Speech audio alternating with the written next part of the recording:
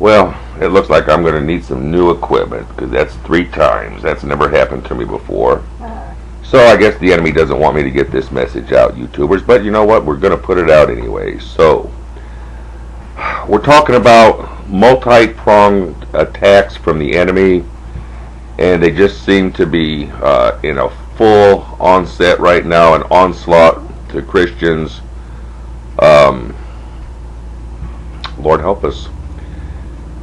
Lord help us when we come against the nation of Israel.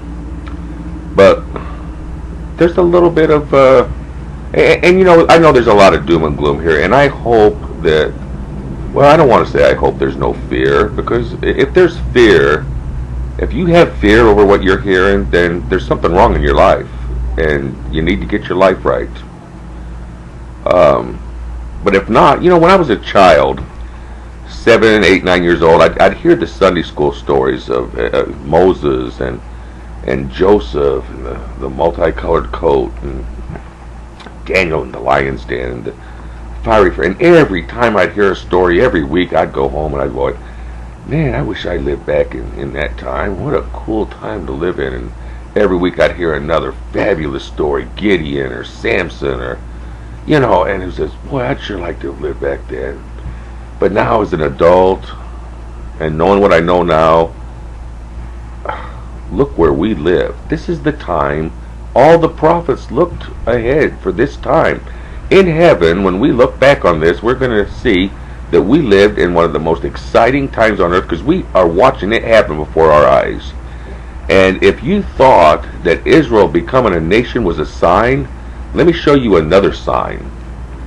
Romans 11:25. For I would not, brethren, that ye should be ignorant of this mystery, lest ye should be wise in your own conceits, that blindness in part has happened to Israel. You know what? They can't recognize the Messiah. They could not recognize him until the fullness of the Gentiles be come in. Folks, that's what we're seeing. Do you know 20 years ago, if you were part of the people who moved to Israel, they'd pull you aside. Hey, if you believe in Jesus, don't tell anybody, because you won't be able to get any of the government programs, and you've got to keep that a secret. And, well, that's not the case anymore, folks.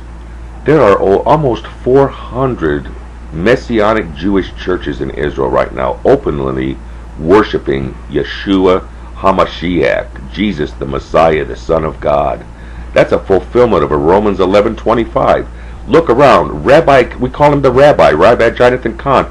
He speaks before our Congress. He speaks before the United Nations. He goes to kings. He's given a message, folks. Look at the authors God has raised up.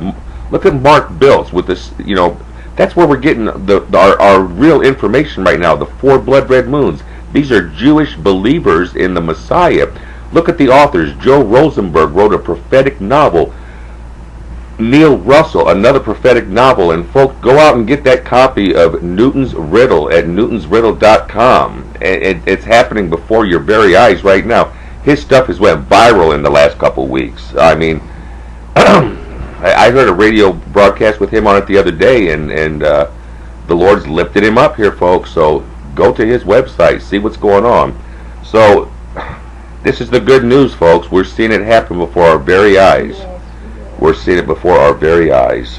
So, yeah, Pope, he can do what he wants. The guy in the White House who's openly admitting to, you know, that he's takes dope.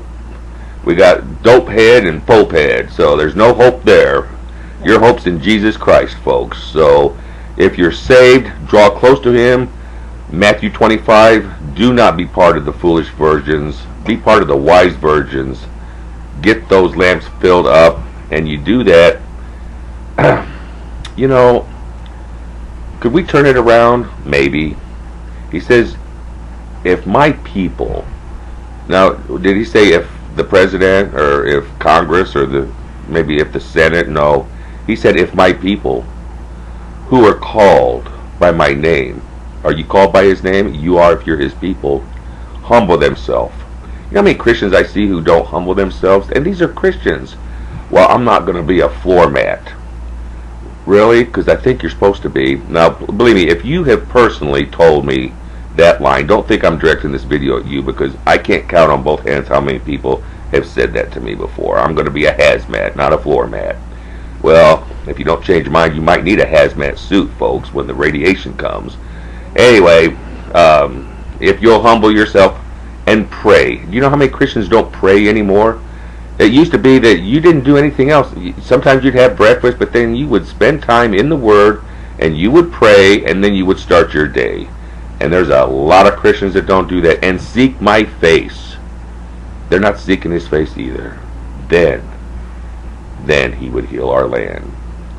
But folks, that's a grim hope that I have, because I just don't see it.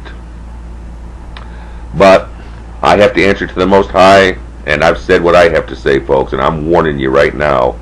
Less than 100 days, this thing's going to start falling apart, and I'm not sure what all's going to happen. What has to happen to cause the stock market to crash? If it's going to be the bonds, an earthquake, an asteroid, there's all kinds of stuff happening out there. NASA had to actually come out and say officially there was going to be no asteroid strike. Well, that scares me, because we've seen what they've officially said before. But anyway, before I get cut off, I'm going to sign off.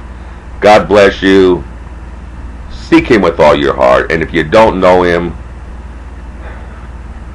and you say, once again, how do I believe in a Jesus that I've never met, that I don't believe in? How can I do that, Chuck? Get a Bible. Start reading it. It'll come to life for you. Just like C.S. Lewis, just like Billy Sunday. Those are people who were going to spend their entire fortune to tear Christianity apart. And when they saw the evidence as it stood up, they realized they had to serve him. And then he revealed himself to them. And he'll reveal himself to you too. You take a first step believing he's the Son of God. He came here for the remission of sins. He died for us to change this whole thing around. We got tricked by Satan in the garden. Jesus had to come and straighten it out. Well, he did. He gave you a free gift, a way to escape these things. There's a wrath coming, but my people are not appointed to wrath. You can escape what's coming, folks. You don't have to have fear. Get your life right, and you'll be bubble wrapped. If we're going to be here through part of this tribulation, through part of this wrath, you'll be bubble wrapped. He'll send ravens like he did Elijah to bring food to you. So get your life. That's where you need to store your provisions up right now. The Word of God. You should know Psalms 91 like the back of your heart. Anyway, I'm going to sign off before I get cut off. God bless everybody. This is Chuck Holler.